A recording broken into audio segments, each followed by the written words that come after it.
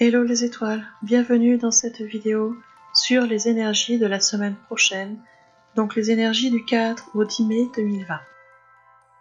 Si tu n'es pas encore abonné à ma chaîne, pour le faire c'est tout simple, il te suffit de cliquer sur le bouton s'abonner qui est quelque part en bas de l'écran, puis de cliquer sur la cloche qui apparaît. Cela te permet de recevoir des notifications à chaque fois que je publie une nouvelle vidéo. Pour le décryptage des énergies de la semaine prochaine, j'utilise mes capacités de canalisation, les runes du Futhark et également des cartes de tarot. Pour le début de la semaine, c'est la carte du monstre de Gila qui est arrivée.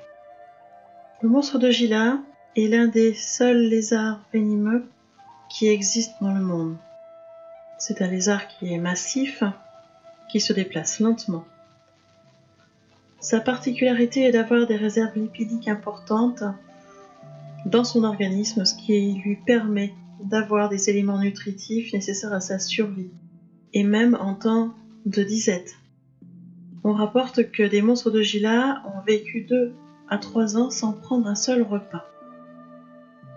C'est donc un animal de pouvoir qui nous incite à garder notre sang-froid et nos convictions aussi longtemps qu'il le faudra.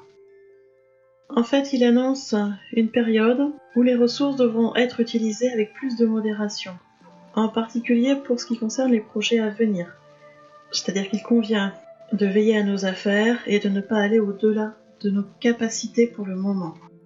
Il vaut mieux attendre un moment plus propice pour démarrer de nouvelles choses, de nouveaux projets, et nous avons pour l'instant ce qu'il nous faut pour maintenir et protéger notre position.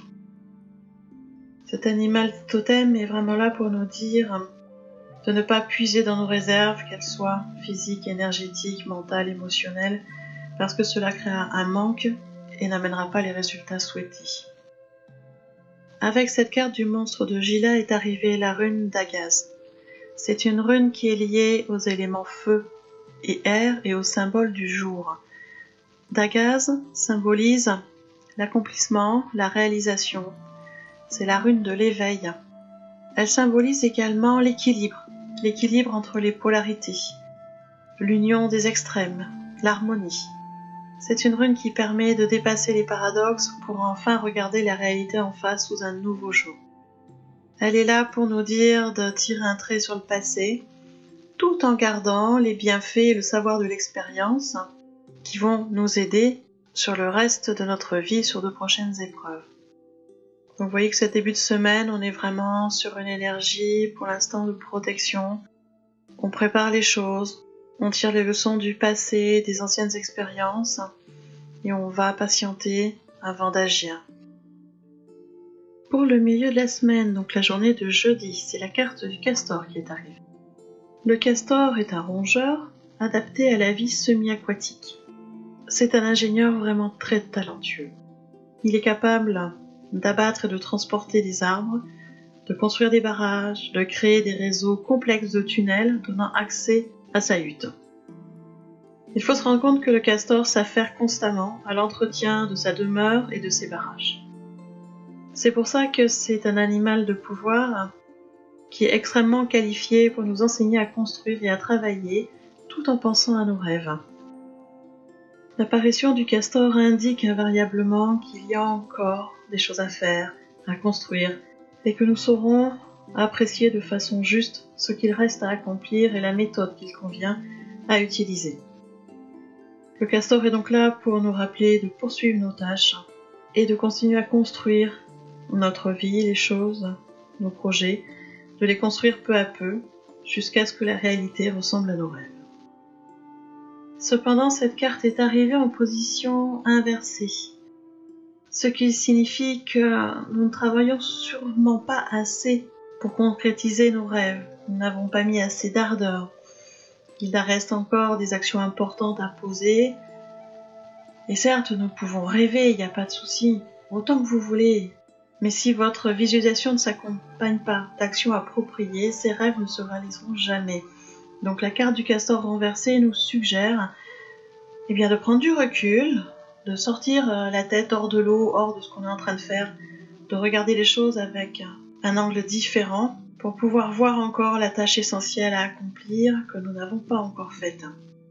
On est vraiment jeudi là sur une énergie de focus, de mise au point de ce qu'il y a encore à accomplir là maintenant. Avec cette carte du castor est arrivée la rune Laguz. La rune Laguz, elle est liée à l'élément eau et au symbole de la marée. Laguz, c'est l'image de la fluidité. Elle symbolise la puissance des marées, la force des cascades, la force de l'eau, la force vitale de la matière. Elle est là aussi pour nous rappeler que chaque chose fonctionne par cycle et qu'il vaut mieux préparer la voie au flot qui commence déjà à arriver. Elle est vraiment là pour nous dire suis ton intuition, suis ce que ton cœur te dit, accepte les cycles, les hauts, les bas, c'est normal, c'est naturel. C'est comme ça que nous allons évoluer. Donc elle est vraiment là pour nous dire de nous laisser aller au rythme du flux et du reflux de la vie. C'est ce qui nous conduit vers les changements, c'est ce qui nous conduit vers la meilleure version de nous-mêmes. Donc vous voyez cette journée de jeudi qui va être très particulière, avec ce castor renversé qui nous suggère de regarder les choses différemment, de réexaminer les projets, de voir un peu ce qui est embrouillé, ce qu'il y a encore à faire, ce qu'il y a à nettoyer, tout en se laissant bercer, on va dire, par le rythme de la vie, par les flux et les reflux, et de suivre vraiment notre intuition. Alors d'autant plus importante cette journée de jeudi que nous serons sur la pleine lune.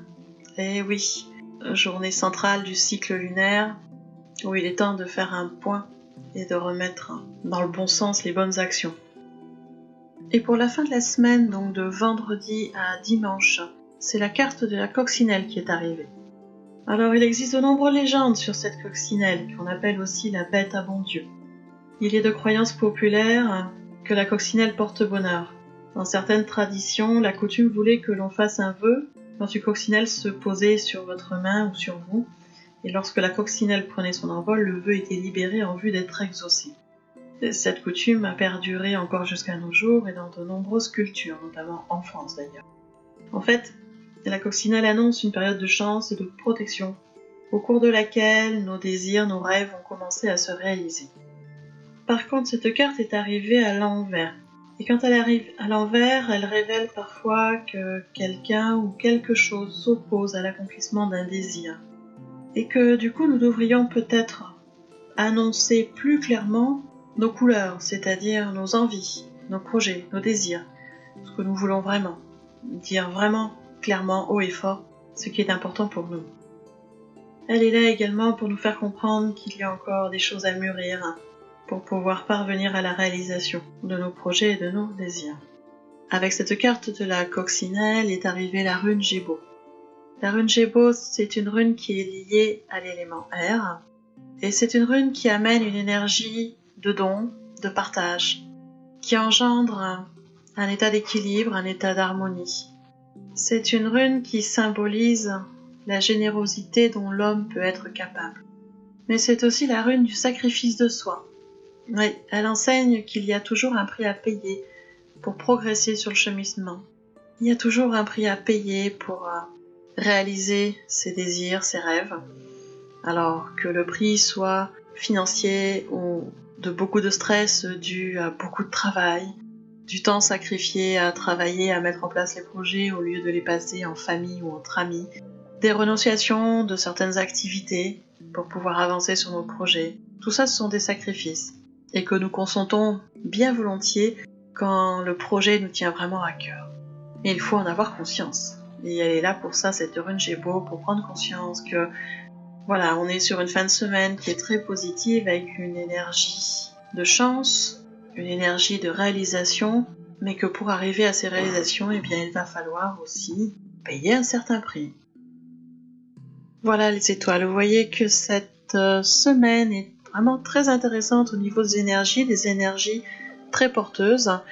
Juste un jour au milieu de semaine où ce sera le moment plutôt de faire un point et de planifier des actions concrètes par rapport à ce que nous voulons mettre en place, mais pour le reste de la semaine, nous sommes sur une énergie très positive, très aidante.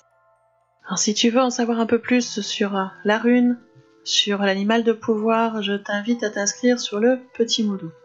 C'est un mail de guidance que j'envoie 3 fois par semaine, lundi matin, jeudi matin et vendredi matin. Dans ce mail, tu retrouves la photo de l'association de la période, ainsi que plus d'explications sur l'animal de pouvoir, sur la rune, et des conseils plus précis, plus adaptés pour t'aider à passer au mieux cette période. Ce mail de guidance est gratuit et pour le recevoir, il te suffit de t'inscrire. Pour ça, tu trouves dans le descriptif sous la vidéo un lien en rapport avec le petit mot doux. Tu cliques dessus et tu te laisses guider. Et dès que tu es inscrite, eh bien, tu reçois ce mail de guidance dans ta boîte mail au jour prévu. Alors je reste bien évidemment à ta disposition si tu as besoin d'aide pour équilibrer tes énergies, pour retrouver du dynamisme, retrouver de la force, retrouver du courage, et ceci grâce aux soins énergétiques.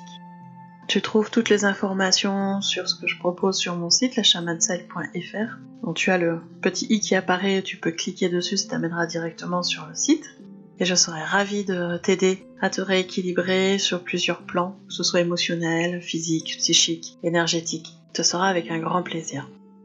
En attendant, je te souhaite une belle semaine, un très beau dimanche, et on se retrouve à tout bientôt dans une prochaine vidéo.